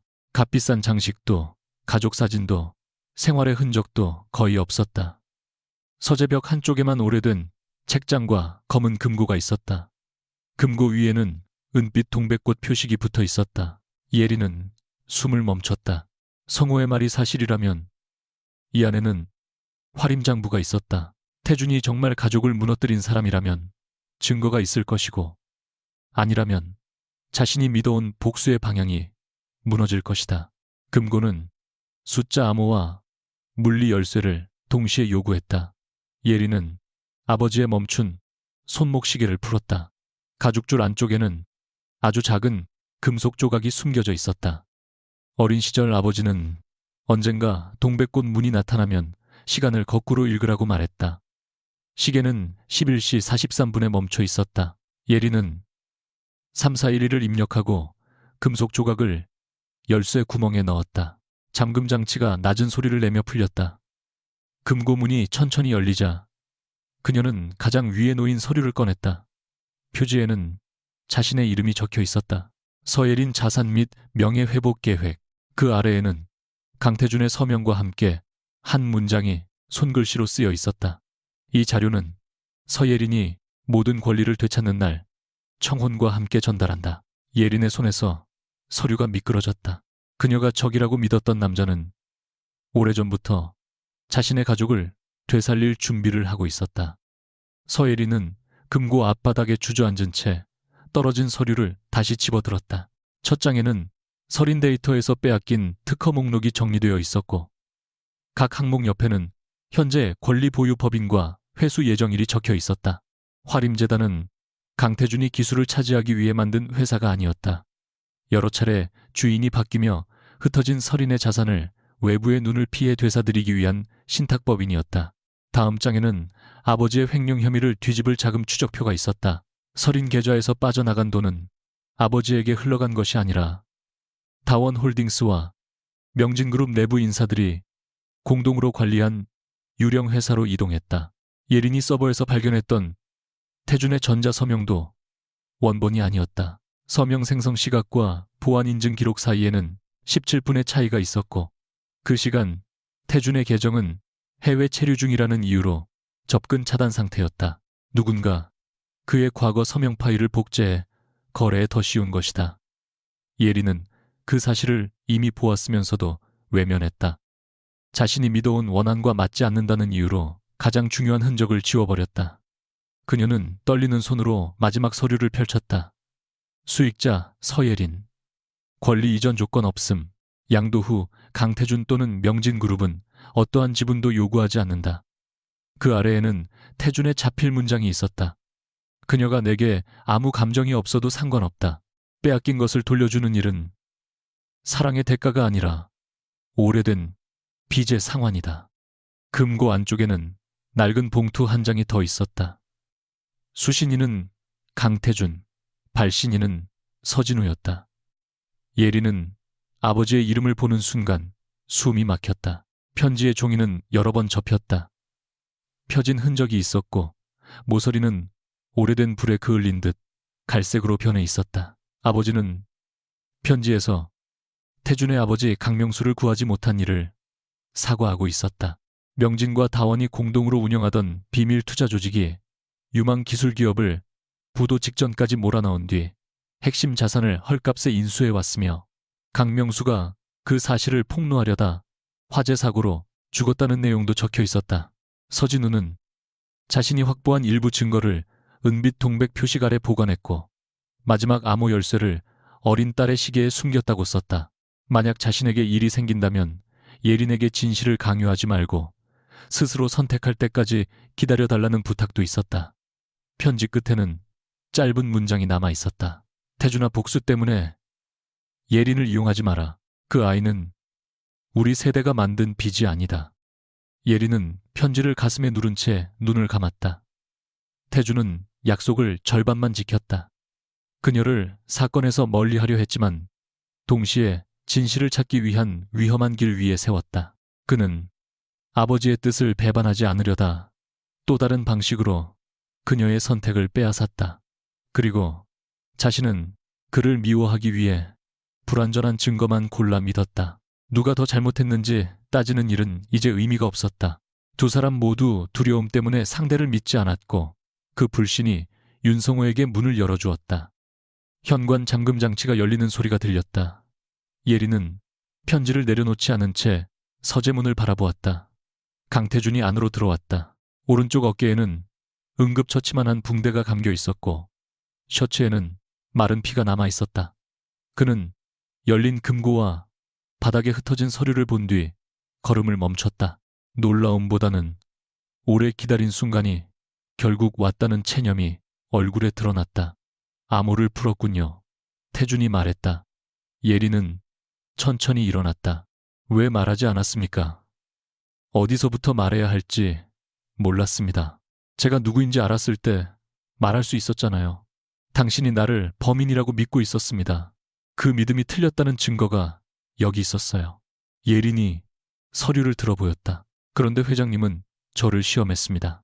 거짓 자료를 보여주고 어디까지 침입하는지 지켜보고 위험한 일정까지 흘렸어요. 태준은 변명하지 않았다. 윤성호와 연결된 내부 인물을 찾으려면 당신을 추적하는 선을 끊지 말아야 한다고 판단했습니다. 또 판단했군요. 제 목숨이 걸린 문제를 혼자. 내가 틀렸습니다. 그의 대답이 너무 빨라 예리는 오히려 말을 잃었다. 태준은 금고 앞으로 다가왔지만 그녀와 일정한 거리를 남겼다. 당신을 보호한다는 이유로 선택권을 빼앗았습니다. 아버지를 잃은 뒤 다시는 통제하지 못하는 상황을 만들지 않겠다고 다짐했습니다. 그래서 사람까지 관리할 수 있다고 착각했습니다. 예리는 그의 붕대를 바라보다 시선을 피했다. 저도 틀렸어요. 승인 기록의 시간이 맞지 않는다는 걸 알면서도 무시했습니다. 회장님이 범인이어야 제가 버틸 수 있었으니까. 당신이 나를 의심한 건 당연합니다. 아니요. 의심하는 것과 답을 정해놓는 건 달라요. 그녀는 자신이 보낸 파일을 떠올렸다. 윤성호에게 자료를 넘겼습니다. 제가 그 사람을 여기까지 끌어들였어요. 태준의 눈빛이 날카로워졌지만 목소리는 차분했다. 무엇을 보냈습니까? 화림재단 자금 흐름과 승인 기록 일부입니다. 원본 파일은 아니지만 내부 구조를 파악할 정도는 됩니다. 접속 경로는 익명 서버였어요. 전송 순간 위치까지 빼앗겼습니다. 태준은 잠시 계산하듯 눈을 내리깔았다. 예리는 그가 곧 보안팀을 부르고 자신을 배제할 것이라 예상했다. 그러나 태준은 책상 위 노트북을 그녀 앞으로 밀었다. 계속하세요. 무엇을요? 당신이 가진 정보로 윤성호가 다음에 무엇을 할지 설명해보세요. 예리는 그의 얼굴을 살폈다. 저를 다시 이용하려는 겁니까? 아니요. 태준은 주머니에서 회장 전용 보안카드와 금고의 물리 열쇠를 꺼내 테이블 위에 놓았다. 지금부터 모든 접근 권한을 공유하겠습니다. 당신이 원하지 않으면 계획도 중단합니다. 예리는 열쇠를 짚지 않았다. 회장님, 회사가 무너질 수도 있어요. 당신이 떠날 수도 있죠. 그게 두렵지 않습니까? 태주는 짧게 웃었지만 눈은 웃지 않았다. 두렵습니다. 그래서 이번에는 붙잡지 않으려고 합니다. 그 말은 어떤 고백보다 무거웠다. 예리는 한참 뒤 보안카드를 집어들었다. 조건이 있어요. 제 계획을 듣고 위험하다고 판단해도 멋대로 바꾸지 마세요. 약속합니다. 경호팀도 제 승인 없이 움직이지 않습니다. 알겠습니다. 그리고 우리가 이긴 뒤 서린의 권리를 돌려주는 일을 청원과 묵지 마세요. 태준의 표정이 처음으로 흔들렸다. 예리는 금고 안의 편지를 가리켰다. 제 인생을 돌려주는 일과 회장님을 선택하는 일은 별개입니다. 그는 잠시 침묵한 뒤 고개를 끄덕였다. 그것도 약속하겠습니다.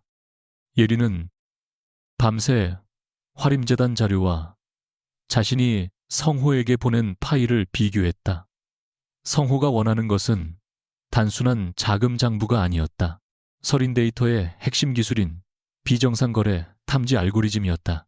그 알고리즘이 복구되면 다원홀딩스가 수년간 이용해온 유령 회사와 순환 거래가 한꺼번에 드러날 수 있었다. 반대로 성호가 먼저 원본을 손에 넣으면 자신의 흔적만 삭제한 뒤 기술을 독점할 수 있었다. 예리는 화면에 서린의 옛 구조도를 띄우며 말했다. 윤성호는 제가 회장님 금고에서 원본 알고리즘을 훔쳐올 거라고 생각합니다. 원본은 아직 완성되지 않았습니다. 태준이 대답했다. 아버지가 남긴 코드 일부가 손상됐으니까요. 그래서 가짜 원본을 만들 겁니다. 예리는 빠르게 새로운 설계도를 그렸다. 겉으로는 완성된 서린 알고리즘처럼 보이지만 내부에는 추적용 서명이 숨겨진 서버였다. 누군가 파일을 열거나 복사하거나 수정하면 장치 정보와 인증 경로가 여러 외부 저장소에 동시에 기록되도록 만들 계획이었다. 단순한 접속 기록만으로는 부족했다. 성호가 직접 알고리즘을 실행해 다원 내부 계정과 연결해야 했다. 그가 미끼를 믿게 하려면 명진이 이 기술을 거래하려 한다는 소문이 필요해요. 예린이 말했다. 태주는 곧바로 이사회 일정을 확인했다. 사흘 뒤 경영권 재신임 투표가 예정되어 있었다. 그의 작은아버지 강도혁은 이미 일부 이사들과 손잡고 태준을 끌어내릴 준비를 하고 있었다. 내가 표를 얻기 위해 서린 기술을 협상카드로 내놓는다는 정보를 흘리죠. 태준이 말하자 예리는 고개를 저었다. 너무 노골적이면 성호가 의심해요. 그럼 어떻게 합니까? 우리가 서로 갈라섰다고 믿게 해야 합니다. 그녀는 태준을 똑바로 바라보았다. 제가 회장님을 배신하고 원본을 훔쳐 다원에 넘기려 한다는 그림이 가장 자연스럽습니다. 다음 날 오전 명진그룹 내부에는 회장 직속 비서 김혜진이 기밀 자료를 빼돌린 뒤 잠적했다는 소문이 퍼졌다. 동시에 태준이 서린 데이터 기술을 이용해 이사회표를 거래하려 한다는 익명의 보고서가 몇몇 이사에게 전달됐다. 강도혁은 즉시 긴급 감사를 요구했고 다원홀딩스 측 자문사는 화림재단과 명진 사이의 거래 기록을 확보하려 움직였다. 모든 정보는 사실과 거짓을 절반씩 섞어 만든 것이었다. 예리는 얼굴 분장을 지우고 전용층 보안실에 앉아 내부 메신저의 반응을 분석했다. 익명 계정들이 그녀를 산업 스파이로 몰아가고 있었지만 특정 문장 구조가 성호의 메일과 일치했다. 이 계정 3개는 같은 사람이 관리합니다. 그녀가 말했다. 접속 위치는 달라도 키 입력 간격이 같아요. 태주는 화면을 보다가 그녀를 바라봤다. 분장 없는 예린의 얼굴을 처음 가까이서 보는 순간이었지만 그는 외모에 대한 어떤 평가도 하지 않았다. 대신 피곤해 보입니다 라고만 말했다. 예린은 헛웃음을 흘렸다. 김혜진일 때는 그런 말도 안 하더니요. 김혜진은 피곤하지 않은 척 했으니까 회장님은 모든 걸 알고 있었다는 말만 잘하네요. 아닙니다. 태주는 잠시 망설였다. 당신이 금고를 열고도 돌아올지는 몰랐습니다. 예린의 손이 키보드 위에서 멈췄다. 저도 제가 돌아올 줄 몰랐어요. 왜 돌아왔습니까? 윤성호를 잡기 위해서입니다. 그녀는 냉정하게 대답했지만 태주는 더 묻지 않았다. 그 침묵이 오히려 예린을 흔들었다. 이전에 그는 답을 얻을 때까지 밀어붙였지만 지금은 그녀가 말하지 않을 권리까지 남겨두고 있었다. 그날 오후 예린은 자신이 사용하던 익명 메일 주소로 성호에게 메시지를 보냈다. 활임장부를 확보했습니다. 강태준은 아직 모릅니다. 교환 조건을 보내세요. 답장은 10분 만에 도착했다. 장부가 아니라 실행 가능한 원본을 증명하세요. 예린은 미끼 서버에서 알고리즘 일부를 실행한 화면과 가짜 인증서, 이미지를 첨부했다. 파일 안에는 눈에 보이지 않는 추적 서명이 심어져 있었다. 성호는 곧바로 강태준과 결별했는지 물었다. 예린은 잠시 화면을 바라보다 답장을 썼다. 그 사람은 처음부터 나를 이용했습니다. 이제 나도 이용할 겁니다. 전송 버튼을 누르는 순간 태준이 옆에서 문장을 읽었다. 설득력이 있고 사실이 섞여 있으니까요. 예린의 대답에 그의 표정이 미세하게 굳었다. 당신이 그렇게 느낀다면 부정하지 않겠습니다. 화를 내지 않네요. 화낼 자격이 없습니다. 예린은 화면에서 시선을 떼지 않은 채 말했다. 그래도 당신이 저를 구하러 왔을 때 잠깐은 믿고 싶었어요. 태준의 숨이 멈춘 듯 조용해졌다. 그런데 믿는 순간 또 통제당할까봐 무서웠습니다. 다시는 그러지 않겠습니다. 사람은 쉽게 변하지 않아요. 알고 있습니다. 태준이 낮게 말했다. 그래서 믿어달라고 요구하지 않겠습니다. 지켜보게 하겠습니다. 예린은 그를 바라보았다. 둘 사이에 남은 상처는 사라지지 않았지만 처음으로 숨길 필요가 없는 형태가 되어 있었다. 그때 노트북에서 알림음이 울렸다. 성호가 교환 장소 대신 내부 인증키를 요구해왔다. 그는 직접 만나지 않고 강도혁의 계정을 통해 서버에 접근할 생각이었다.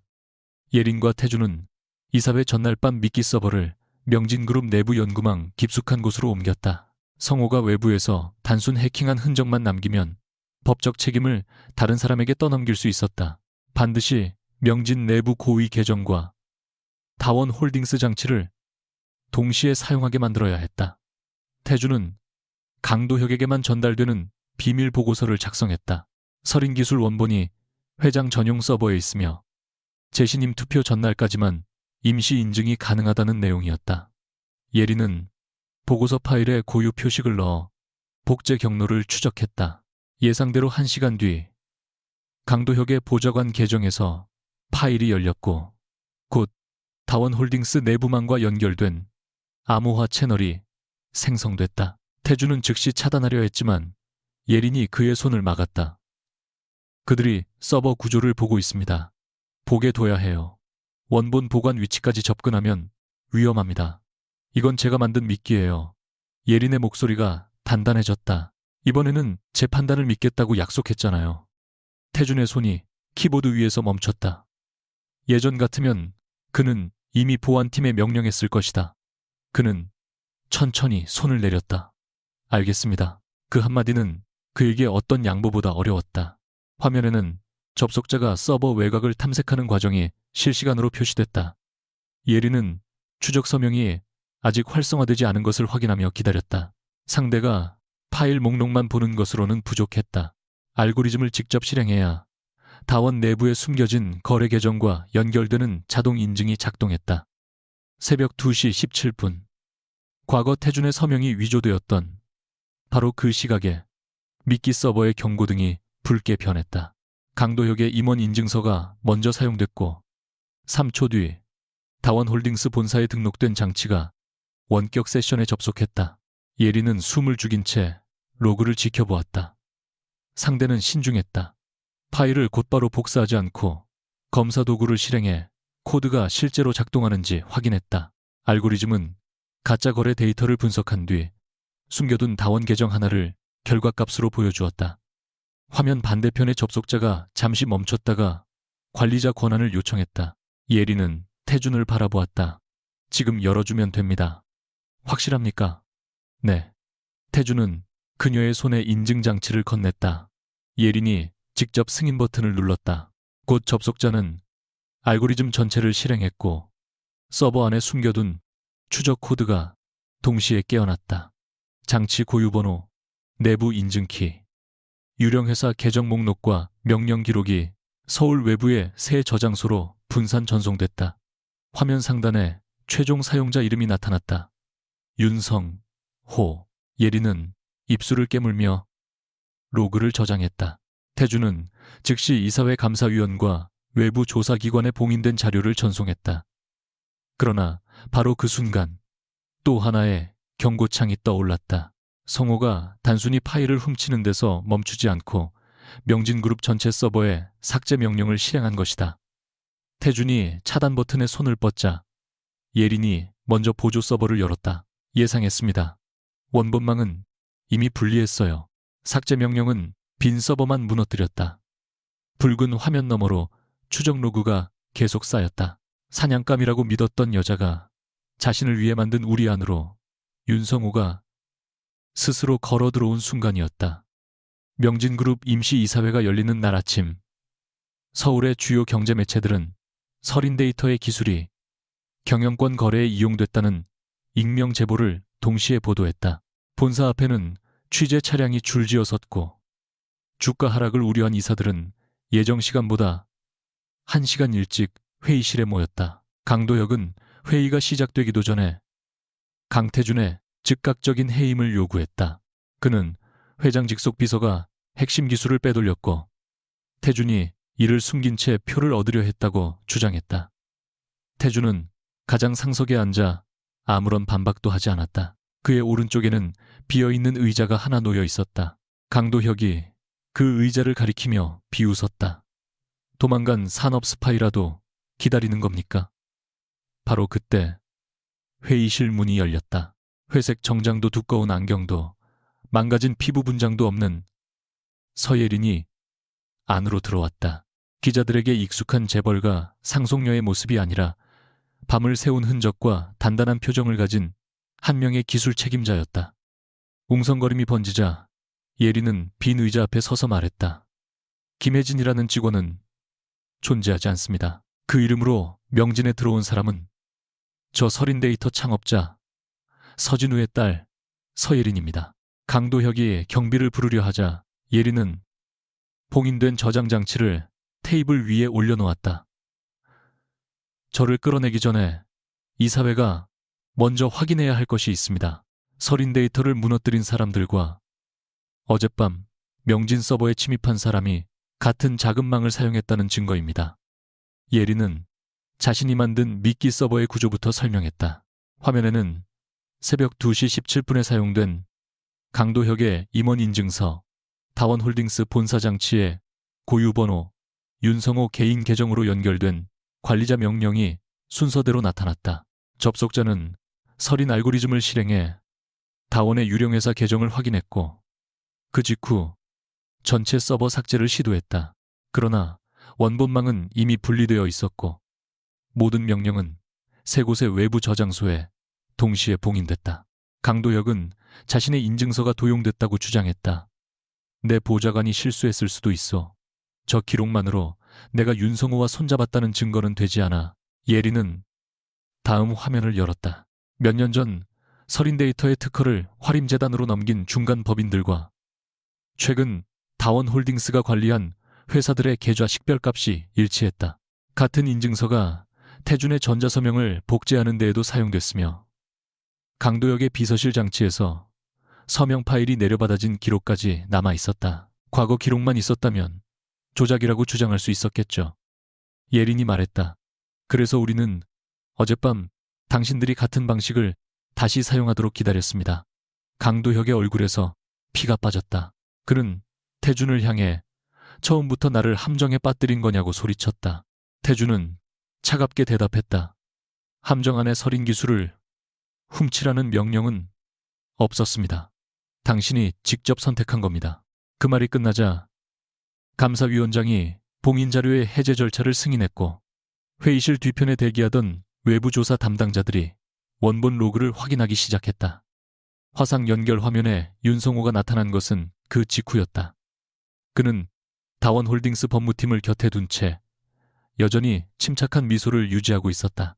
명진 내부의 권력 다툼에 우리 회사를 끌어들이는 이유를 모르겠습니다. 장치 번호 하나와 익명 계정만으로 개인을 범죄자로 만들 수는 없죠. 예리는 그가 보낸 맞선 선물과 익명 메일을 화면에 띄웠다. 진주 귀거리에 숨겨진 추적 장치의 등록 정보, 폐쇄 데이터 센터에서 사용된 전파 차단 장비의 구매 기록 3명의 여성 상속인이 사고를 당하기 전 다원 측과 체결한 자산 위임 계약이 차례로 이어졌다. 성호는 곧바로 그 여성들이 자발적으로 계약했다고 반박했다. 예리는 그의 말을 끊지 않고 끝까지 들은 뒤 조용히 물었다. 그렇다면 왜 세 사람 모두 계약 해지를 요청한 직후 같은 보안업체의 차량에 추적당했습니까? 화면에는 각 사건의 차량 번호와 성호의 수행팀이 사용한 업무 계정이 나란히 표시됐다. 이것은 태준이 몇 년 동안 모아온 자료와 예린이 성호의 익명 서버에서 되찾은 접속 흔적을 결합해 만든 결과였다. 성호의 미소가 조금씩 무너졌다. 그는 마지막으로 강도혁을 가리키며 모든 계획은 명진 쪽에서 시작됐다고 주장했다. 그러나 예린은 새벽 서버 침입 당시 성호가 직접 입력한 명령문을 보여주었다. 그 문장은 익명 메일에서 반복된 표현과 동일했고 개인 장치의 입력 습관까지 일치했다. 당신은 늘 여자가 보호받아야 한다고 말했죠. 예린의 목소리는 흔들리지 않았다. 하지만 당신이 말한 보호는 떠날 권리를 빼앗는 일이었습니다. 이번에는 제가 제 선택으로 당신의 손을 벗어납니다.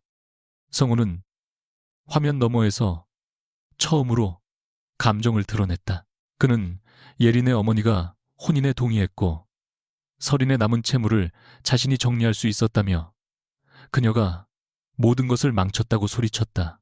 당신 가족을 살릴 수 있는 사람은 나였어. 강태준은 당신을 이용했을 뿐이야. 예린은 잠시 태준을 바라봤다. 태준은 그녀 대신 대답하지 않았다. 이전에 그라면 이미 마이크를 빼앗고 성호를 눌렀을 것이다. 그러나 그는 약속대로 예린의 선택을 기다렸다. 예린은 다시 화면을 향해 말했다. 강태준은 저를 이용했습니다. 보호라는 이름으로 제 일정을 흘렸고 제게 진실을 설명하지 않았습니다. 그 사실은 사라지지 않습니다. 회의실이 조용해졌다. 태준의 표정도 굳었지만 그는 고개를 숙여 그 말을 받아들였다.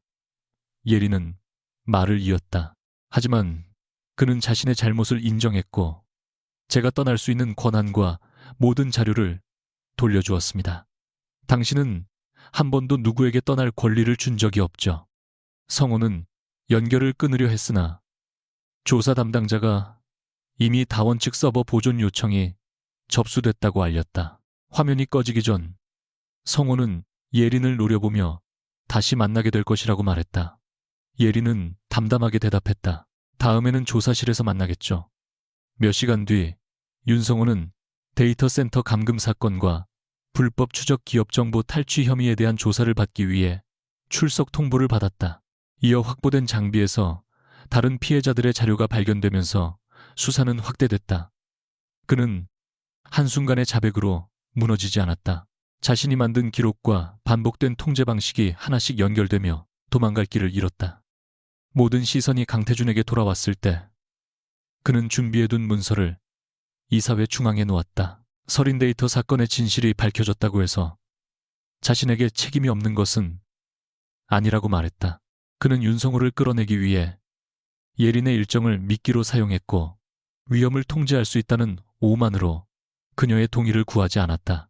또한 내부 조사를 비밀리에 진행하면서 이사회와 감사기구에 필요한 정보를 제때 공개하지 않았다. 강도혁 측 이사들은 그 고백을 이용해 즉시 해임안을 밀어붙이려 했다. 태준은 저항하지 않았다. 조사가 끝날 때까지 회장 권한을 내려놓겠습니다. 다만 서린 데이터의 자산 반환과 피해 회복 절차는 독립위원회가 계속 진행해야 합니다. 감사위원장이 이유를 묻자 태준은 예린을 보지 않은 채 대답했다. 내 자리를 지키는 것과 잘못을 바로잡는 일을 더 이상 묵지 않기 위해서입니다. 이 사회는 그의 직무를 일시 정지하고 외부 감사를 진행하기로 결정했다. 명진의 주가는 더 흔들렸고 언론은 젊은 회장의 몰락을 앞다투어 보도했다. 하지만 태준은 본사 로비를 빠져나오며 단 한 번도 뒤를 돌아보지 않았다. 예린이 따라 나왔을 때 그는 검은 차에 타지 않고 보도 가장자리에 서 있었다. 이제 만족합니까? 예린이 물었다. 태주는 씁쓸하게 웃었다. 만족할 일은 아니죠. 회장 자리를 잃을 수도 있어요. 그 자리를 지키려고 당신 목숨을 계산에 넣었습니다. 아무 일도 없었던 것처럼 돌아갈 수는 없습니다. 예린은 한동안 말이 없었다. 그가 처음으로 손해를 감수한 뒤에야 사과가 말이 아닌 선택처럼 느껴졌다. 서린 데이터에 대한 재조사는 몇 달 동안 이어졌다. 서진우에게 적용됐던 횡령 판단의 근거가 조작된 것으로 확인되면서 그의 이름은 공식 기록에서 회복됐고 흩어졌던 특허와 소프트웨어 권리는 예린에게 반환됐다. 화림재단은 약속대로 어떠한 지분도 요구하지 않았다. 예린은 예전 회사를 그대로 부활시키라는 친척들과 투자자들의 제안을 거절했다. 아버지의 이름을 다시 거대한 기업 간판에 올리는 것보다 같은 방식으로 희생될 작은 회사들을 보호하는 일이 더 중요하다고 생각했기 때문이다. 그녀는 성수동에 독립데이터 감사센터를 설립했다. 이곳은 대기업과 거래하는 기술기업들의 계약 기록과 알고리즘 사용 내역을 검증하고 내부 고발자들이 신분을 숨긴 채 자료를 제출할 수 있도록 설계됐다. 예린은 누구도 자신의 얼굴 때문에 판단하지 않도록 했지만 더 이상 얼굴을 숨기지도 않았다.